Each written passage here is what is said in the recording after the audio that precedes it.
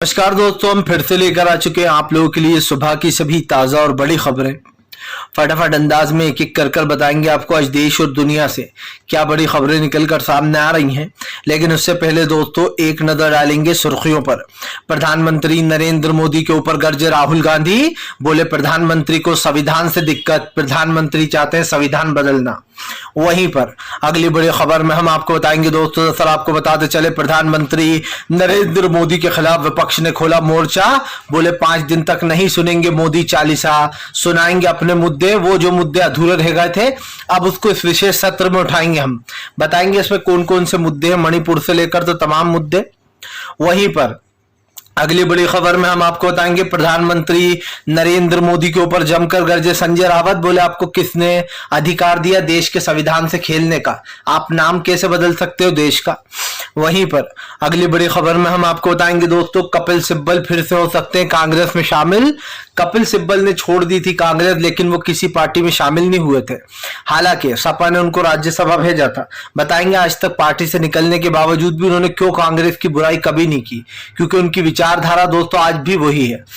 वहीं पर अगली बड़ी खबर में हम आपको बताएंगे ममता बनर्जी का बीजेपी के ऊपर बड़ा हमला, बोले नाम बदलने से देश नहीं बदलेगा, संविधान नहीं बदल जाएगा, ये लोग संविधान बदलने की फिराक में। वहीं पर अगली बड़ी खबर में हम आपको बताएंगे दोस्तों अब मायावती भी कूदी जो है यहाँ पर विपक्षी गठबंधन में, बोले केंद्र सरकार सिर्फ जो है यहाँ पर संविधान से छेड़छाड़ कर रही है, संविधान से छेड़छाड़ बर्दाश्त नहीं करेंगे। बताएंगे मायावती को मजबूरन बोलना पड़ा है दोस्तों, मन तो बिल्कुल नहीं होगा, बताएंगे आखिरकार क्यों बोलना पड़ा है। वहीं पर अगली बड़ी खबर में हम आपको बताएंगे दोस्तों मल्लिकार्जुन खड़गे के बेटे प्रियांक खड़गे और उदयनिधि राज पर एफआईआर हुई दर्ज, यूपी में ये एफआईआर दर्ज की गई है। बता दें सनातन धर्म के खिलाफ बोला था इन्होंने। वहीं पर अगली बड़ी खबर में हम आपको बताएंगे दोस्तों एक देश एक चुनाव पर पप्पू यादव का मोदी सरकार पर जमकर हमला, बोले इतनी कंफ्यूज सरकार आज तक नहीं देखी। बताएंगे क्या कुछ बोला है। तो तमाम खबरें फटाफट अंदाज में देंगे, एक एक कर देंगे। फिलहाल खैर चलिए बढ़ते हैं सबसे पहली और सबसे बड़ी खबर की ओर। दरअसल दोस्तों आपको बताते चले प्रधानमंत्री नरेंद्र मोदी के ऊपर जमकर गरजे राहुल गांधी, बोले नाम बदलने से संविधान नहीं बदलता, देश के साथ छेड़छाड़ करना चाहती है बीजेपी। आपको बता दें राहुल गांधी ने प्रधानमंत्री को घेरते हुए कहा कि संविधान के साथ छेड़छाड़ करना चाह रही है बीजेपी, वो देश के नाम को भी बदल देना चाहती है। आपको बता दें दोस्तों जब से सियासत गर्मा गई, जब से विपक्ष ने अपने गठबंधन का नाम इंडिया रखा, प्रधानमंत्री को उस दिन पता चल गया कि अब मैं हारने वाला हूं। विपक्ष ने इंडिया नाम रख के गुगली फेंक दी।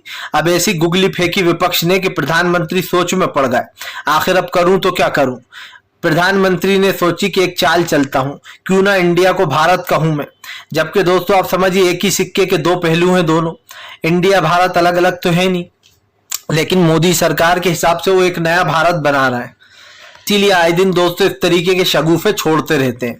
मैंने देश में पहला ऐसा प्रधानमंत्री देखा है जो अपनी कुर्सी बचाने के लिए, अपनी सत्ता बचाने के लिए इंडिया नाम का लगातार अपमान कर रहा है। कोई इंडिया नाम आज से तो है नहीं, हजारों करोड़ों साल से दोस्तों। जब बाबा साहब अम्बेडकर ने देश का संविधान लिखा था, उस संविधान को मिटाने पर तुली है बीजेपी की सरकार। कभी गृह मंत्री अमित शाह कहते हैं कि देश के इतिहास में कई चीजें छूट गई हैं, उन्हें लिखना है। बताइए, मतलब इतिहासकारों से ज्यादा तो इनको जानकारी है। ऐसा लगता है ये 1000 साल पहले भी जिंदा थे और अब भी जिंदा है। सवाल सिर्फ ये नहीं है, सवाल ये है कि अगर आपको इंडिया नाम से इतनी प्रॉब्लम थी तो आप सत्ता में 9.5 साल से हो, आपका दोगलापन यही दिख रहा है। आप सत्ता में 9.5 साल से हो, 10 साल होने वाले कंप्लीट, और उसके बाद भी जैसे ही इंडिया गठबंधन नाम रखा विपक्ष ने, आपके मिर्ची लगने लगी। आपको लगने लगा कि अरे अब तो हम चुनाव हार रहे हैं, अब क्या करें, कौन सा नया शगुफा फेंकें। तो एक नई गुगली फेंक दी बीजेपी ने कि चलो अब लोगों को इसमें अपनी तरफ करने की कोशिश करते हैं, भारत भारत। आपको याद होगा 2 दिन पहले संघ प्रमुख मोहन भागवत ने भी यही बयान दिया था कि भाव इंडिया कहना बंद करो, भारत कहना शुरू कर दो। क्यों कहें भैया, हम तो इंडिया ही कहेंगे, इंडिया ही हमें पसंद है। भारत भी हम कहेंगे, इंडिया भी कहेंगे, दोनों ही चीज में हमें प्राउड है, हमारे देश का जो है नाम है दोनों। लेकिन सरकार की नीयत पर राहुल गांधी ने सवाल उठाया है। राहुल गांधी ने कहा कि जो लोग लंबे समय से सत्ता में हैं, उनको अचानक से ये ख्याल आ जाता है कि ये इंडिया नहीं, ये तो भारत है। आप समझिए, प्रेसिडेंट ऑफ इंडिया ये कहा जाता है हमारी राष्ट्रपति को। लेकिन दोस्तों प्रधानमंत्री नरेंद्र मोदी जो है उन्होंने अपना चेंज कर दिया और बाकायदा उसके आगे क्या लिखा है उन्होंने, प्रेसिडेंट ऑफ इंडिया के आगे प्रेसिडेंट ऑफ भारत। अचानक से एक दिन में बदलाव। फिलहाल चलिए बढ़ते हैं एक और अगली बिग ब्रेकिंग की तरफ। बता दोस्तों अगली जो बड़ी खबर निकल कर आ रही, मल्लिकार्जुन खड़गे के घर पर हुई बैठक में विपक्ष ने दिखा दिया अपने तेवर। 5 दिन के स्पेशल सत्र में मोदी चालीसा नहीं सुनेंगे। दरअसल दोस्तों विपक्ष ने तय किया है कि जो 5 दिन का स्पेशल सत्र लगाया जा रहा है संसद में, उसमें हम किसी भी हाल में मोदी चालीसा नहीं सुनेंगे। यानी कि मोदी चालीसा का मतलब है कि प्रधानमंत्री की ही बातें नहीं सुनने वाले हम अपने मुद्दे उठाएंगे, जो मुद्दे अभी मानसून सत्र में रह गए थे बाकी, अब उन मुद्दों को हम उठाएंगे। दरअसल आपको बता दें ये पूरा मामला है क्या। आपको याद होगा मणिपुर में 3.5 महीने से हिंसा चल रही थी और अभी भी हिंसा जारी है, रुकी नहीं है।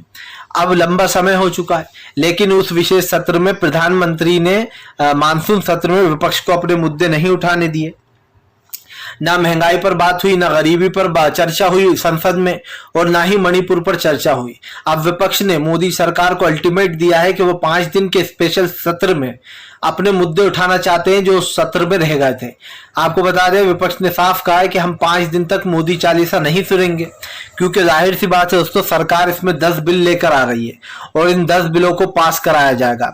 इन 10 बिल में दोस्तों क्या क्या है वो तो खैर आने वाले वक्त में ही पता चल जाएगा। लेकिन मोदी सरकार बड़ी चालाकी से दोस्तों लोकसभा चुनाव को मद्देनजर रखते हुए कई बड़े बदलाव करने वाली है। अभी से बीजेपी की बेईमानियां शुरू हो गई हैं। जाहिर सी बात है वोट नहीं मिलेंगे तो बेईमानी तो करना ही पड़ेगी और उसके बाद भी बीजेपी हार जाएगी। कितनी ही बेईमानी कर ले वो जनता से आगे नहीं निकल पाएगी। जाहिर सी बात है बीजेपी का वोट शेयर परसेंटेज है 40% और विपक्ष का वोट परसेंटेज है 60% या फिर लगभग 55%। ऐसे में दोस्तों आप समझ लीजिए 40 और 55% में जो है 15 का अंतर है। ऐसे में बीजेपी कभी चुनाव जीत ही नहीं सकती है। विपक्ष के पास वोट परसेंटेज बहुत ज्यादा है। फिलहाल चलिए बढ़ते हैं एक और अगली बिग ब्रेकिंग की तरफ। बता दोस्तों अगली जो बड़ी खबर निकल कर आ रही है, भारतीय जनता पार्टी के ऊपर जमकर गरजी ममता बनर्जी, बीजेपी को दिलाया संविधान की याद। दरअसल ममता बनर्जी ने बीजेपी के ऊपर हमला बोलते हुए कहा कि बीजेपी और क्या क्या बदलेगी, किन किन जगहों के नाम बदलेगी वो हमें बता दे। ममता बनर्जी ने कहा नाम बदलने से देश और इतिहास नहीं बदलने वाला। ये लोग चाहते हैं कि ये देश के हर उस इतिहास को पलट के रख दे जिसने हमारे देश के लिए जिन्होंने बलिदान दिया। दोस्तों आप समझिए कल को इनका मन करेगा कि हम भगत सिंह का नाम बदल के कुछ और रख देते हैं, गांधी जी का भी नाम बदल देते हैं, नेहरू का नाम भी बदल देते हैं, तो फिर इससे तो देश का हो गया बेड़ा गर्क। जो हमारे देश का इतिहास है, संविधान है, उसको मिटाने पर तुल गई है मोदी सरकार। ममता बनर्जी ने कहा कि ये लोग एक एक कर तमाम यूनिवर्सिटियों के नाम बदल रहे हैं, एक के बाद एक यूनिवर्सिटियों के नाम बदले जा रहे हैं। यही नहीं दोस्तों, जो किताबों में हमने चैप्टर पढ़ाए जाते हैं जिसमें ये तक बताया जाता है कैसे गोडसे ने गांधी को मारा, अभी हाल ही में जो है 8 या 10th की बुकों में जो है ये चैप्टर को हटा दिया गया कि गोडसे ने कैसे गांधी को मारा था। और यही नहीं, आरएसएस के चैप्टर घुसेड़े जा रहा है किताबों में। भैया आरएसएस के चैप्टर क्यों घुसेड़े जा रहा है? सबसे पहला सवाल तो ये, आरएसएस जो है वो दोस्तों एक भगवा पार्टी है और भगवा पार्टी से इतिहास का क्या लेना देना है किताबों से। और यही नहीं दोस्तों, आरएसएस जो है वो देश में नफरत फैलाती है। अभी कैसे मोहन भागवत बीजेपी के एजेंडे पर काम कर रहे थे सबने देखा। आरएसएस हो, बजरंग दल हो, विश्व हिंदू परिषद हो, ये एक ही थाली के चट्टे बट्टे हैं। इनका काम एक ही है, हिंदू मुसलमान करो, वोट बैंक बटोरो और देश में नफरत फैलाकर भाग लो। ये सभी लोग एक ही थाली के चट्टे बट्टे हैं दोस्तों। फिलहाल चलिए बढ़ते हैं एक और अगली बिग ब्रेकिंग की तरफ। बता दोस्तों अगली जो बड़ी खबर निकल कर आ रही है, आपको बताते चले दोस्तों, सोनिया गांधी ने प्रधानमंत्री को लिखी चिट्ठी तो भाजपाइयों में मच गई खलबली। दरअसल दोस्तों सोनिया गांधी ने प्रधानमंत्री नरेंद्र मोदी को चिट्ठी लिखी है। उस चिट्ठी में मैम सोनिया गांधी ने कई सवाल पूछे। आपको बताते चले मैम सोनिया गांधी ने इसमें सवाल बेसिकली उन्होंने कुछ चीजें बोली हैं कि जिन मुद्दों पर हमारी चर्चा नहीं हुई थी उन मुद्दों पर बात हो। इसमें सबसे पहला मुद्दा मणिपुर का है, दूसरा मुद्दा महंगाई, गरीबी, बेरोजगारी का है, तीसरा मुद्दा बेरोजगारी का है चौथा मुद्दा जो है दोस्तों देश में लगातार बिगड़ते हालात और खास कर जिस तरीके के विवादित भाषाओं का यूज हो रहा है उसको लेकर भी इसमें जिक्र किया गया है। आपको बताते चले उन्होंने बिलों को लेकर भी बात कही और खास करके इलेक्शंस जो आने वाले हैं इन चीजों पर भी जो है चर्चा होगी। लेकिन सवाल सिर्फ इतना सा नहीं है, सवाल ये है कि सोनिया गांधी की चिट्ठी लिखने के बाद बीजेपी को मिर्ची लग गई है। जाहिर सी बात है सोनिया गांधी जी ने सवाल जो पूछे हैं दोस्तों एक के बाद एक, उससे बीजेपी में भगदड़ मच गई है और भारतीय जनता पार्टी के नेता सोच रहा है कि हम देश हमारे हिसाब से चल रहा है। आप देखिए कि एक दिन में देश का नाम बदल दिया जाता है, कहते हैं इंडिया नहीं हम तो भारत कहेंगे, और ऊपर से उल्टा चोर कोतवाल को डांटे।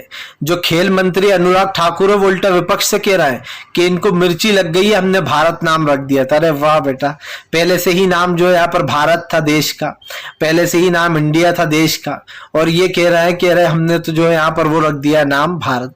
आपको पता नहीं है संविधान में भारत ऑफ इंडिया, हमारे बाबा साहब अम्बेडकर ने जो संविधान लिखा था उसमें दोनों नामों को उन्होंने ही दी थी जगह। तो आप एक तरीके से बाबा साहब अम्बेडकर का अपमान कर रहा हो, आप तमाम उन लोगों का अपमान कर रहा हो, दलितों का। जाहिर सी बात है आपका ये बदला हुआ फैसला लोगों के दिमाग में आ गया है। फिलहाल चलिए बढ़ते हैं एक और अगली बिग ब्रेकिंग की तरफ।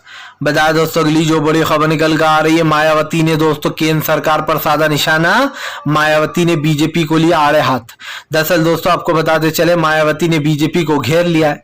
मायावती ने बीजेपी को घेरते हुए कहा कि फिलहाल देश के संविधान से छेड़छाड़ बर्दाश्त नहीं करेंगे। बीजेपी असल मुद्दों से जो है भागने के लिए इन मुद्दों को उठा रही है। दरअसल मायावती ने आरोप लगाया है कि बीजेपी जिन मुद्दों से जिस देश के नाम के साथ जो छेड़खानी कर रही है इसको हम बर्दाश्त नहीं करेंगे, और बीजेपी लोगों को असल मुद्दों से भटकाने के लिए ये सब कुछ कर रही है। यानी कि जो देश में महंगाई, गरीबी, बेरोजगारी जैसे मुद्दे हैं दोस्तों, अनएम्प्लॉयमेंट के मुद्दे हैं, उनसे सरकार भाग रही है, इसीलिए वो ये सब कुछ कर रही है, ऐसा मायावती ने बीजेपी को कहा है। लेकिन अब मैं क्या कह रहा हूं उस पर ये भी सुन लीजिए। आपको लग रहा होगा कि ये क्या हो गया, मायावती तो इंडिया के साथ है ही नहीं, गठबंधन के साथ ना वो जाना चाहती है, वो कहती है मैं अकेले चुनाव लड़ूंगी। यही नहीं, जहां जहां अखिलेश यादव चुनाव लड़ते हैं वहां वहां मायावती बीजेपी का फायदा कराती है, असदुद्दीन ओवैसी की तरह। अब दोस्तों आप सोचोगे कि मायावती ने फिर क्यों बीजेपी पर ही हमला बोल दिया। दरअसल दोस्तों मायावती को ये सब कुछ करना पड़ा, 2 दिन तक तो चुप बैठी रही, इंडिया का अपमान हुआ, लेकिन आज मायावती जी को बोलना पड़ा। क्यों बोलना पड़ा? क्योंकि मायावती दोस्तों भीमराव, बाबा साहब भीमराव अंबेडकर के नाम पर ही चुनाव लड़ती हैं, वो दलितों की हितैषी बनती हैं। और बाबा साहब अंबेडकर का किस समाज से आते हैं दोस्तों? दलित समाज से। यानी कि अगर दोस्तों मायावती नहीं बोलती तो दलित समाज के लोग सोचते कि मायावती जो है बाबा साहब अंबेडकर विरोधी हैं। यही नहीं दोस्तों, मायावती ने 2 दिन बाद ये सब कुछ बोला है, जब 2 दिन से ही इस पर चर्चा वो हो रहा है, हंगामा। सिर्फ बात इतनी सी नहीं है दोस्तों कि आपने प्रेसिडेंट ऑफ भारत कर दिया है, बात यह है कि आपके बीजेपी के नेता 2 मुंह सांप है। अब तक तो वो अपने ट्विटर हैंडल अकाउंट पे इंडिया लिख रहे थे, लेकिन जैसे ही नरेंद्र मोदी ने सवाल उठाए तो दोस्तों अचानक से भारत हो गया। मतलब ट्विटर तक के नाम बदले जा रहा है। इतनी ज्यादा डर मैंने आज तक किसी सरकार में नहीं देखा। फिलहाल चलिए बढ़ते हैं एक और अगली बिग ब्रेकिंग की तरफ। बता दोस्तों अगली जो बड़ी खबर निकल कर आ रही है, आपको बताते चले दोस्तों, नितिन गडकरी के बयान से मचा घमासान। आखिरकार नितिन गडकरी का इशारा किसकी तरफ था? क्या वो प्रधानमंत्री की तरफ था? क्योंकि अभी हमने आपको एक वीडियो बताया था कुछ दिन पहले, 2-3 दिन पहले, जहां पर नितिन गडकरी के सामने प्रधानमंत्री हाथ जोड़कर जाते हैं, लेकिन नितिन गडकरी प्रधानमंत्री के सामने तने हुए खड़े रहते हैं। यहां तक कि प्रधानमंत्री के सामने हाथ तक नहीं जोड़ते, वो पीछे हाथ बांधे हुए खड़े रहते हैं। प्रधानमंत्री उनके सामने हाथ जोड़कर जाते हैं तो उनको इग्नोर करते हैं, उनको एक तरफ गुस्से से देखते हैं और मुंह फेर लेते हैं। अब दोस्तों नितिन गडकरी ने एक ऐसी बात कर दी जिसके बाद घमासान मच गया है। नितिन गडकरी ने राजस्थान में बोला कि फिलहाल अब ये इशारा किसकी तरफ था दोस्तों ये तो मैं बता नहीं सकता हूं, लेकिन जिसकी तरफ दिखाई दे रहा है मुझे वो पीएम की तरफ भी हो सकता है, क्योंकि नितिन गडकरी का पीएम से 36 का आंकड़ा चल रहा है। आपको बता दें नितिन गडकरी ने इशारों में राजस्थान में कहा कि घोड़ों को तो जो है यहाँ पर घास भी नहीं है, लेकिन गधे जो है वो च्यवनप्राश खा रहा है। अब आप समझ सकते हैं दोस्तों कि ये इशारा किसकी तरफ जा रहा है, क्योंकि अभी नितिन गडकरी ने हाल ही में प्रधानमंत्री को ठेंगा दिखा दिया था। नितिन गडकरी ने प्रधानमंत्री को न सिर्फ इग्नोर करा था, बल्कि उन्होंने एक एटीट्यूड भी बताया था कि मुझे कोई फर्क नहीं पड़ता, मेरे सामने हाथ जोड़ो या पैर पड़ो। और ये चीज उस दिन क्योंकि अटल बिहारी वाजपेयी जो थे उनकी पुण्यतिथि थी। उस दिन सभी लोग वहां पर शामिल हुए थे उनको श्रद्धांजलि देने, लेकिन उसी दिन प्रधानमंत्री ने जब सारे नेताओं के सामने हाथ जोड़े तो नितिन गडकरी ने उनको इग्नोर कर दिया। अब ये बयान जो इसमें जो वो कहना है कि घोड़ों को तो घास भी नसीब नहीं है लेकिन गधे च्यवनप्राश खा रहे हैं। फिलहाल चलिए बढ़ते हैं एक और अगली बिग ब्रेकिंग की तरफ।